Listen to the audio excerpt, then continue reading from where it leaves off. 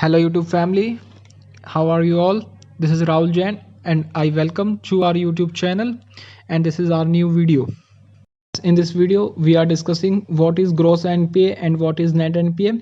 These both terms are very common in banking sector, and while evaluating any banking stock or any banking equity share, you have to check what is this gross NPA and net NPA ratio. These are very important ratios.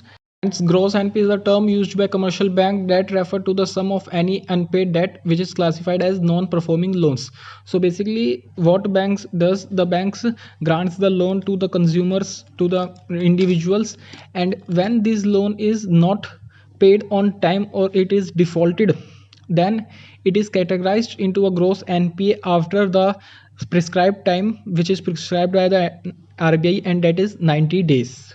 So commercial banks offers loan to their customers, and financial institutions are required to classify them as a non-performing assets when they do not receive the principal amount or net payments within prescribed time. So when a customer defaults installment or any amount which is payable to a bank, then the bank is required to classify that amount as a gross NPA, that is gross non-performing asset. Basically, non-performing asset means that that assets which is not performing for a bank.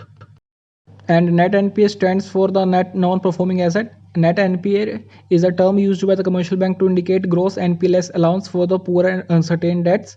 In order to cover the unpaid debts, commercial banks tend to offer a precautionary amount.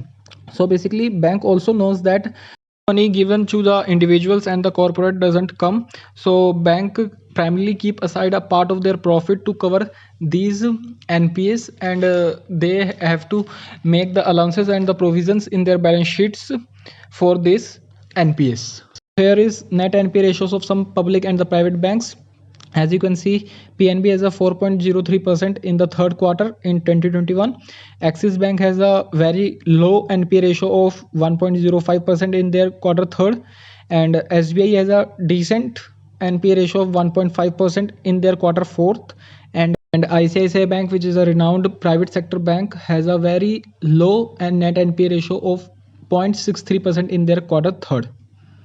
Friends, thank you. Hope you like my video. If you like, don't forget to press the like button and also subscribe to my channel for more strong content. Thank you.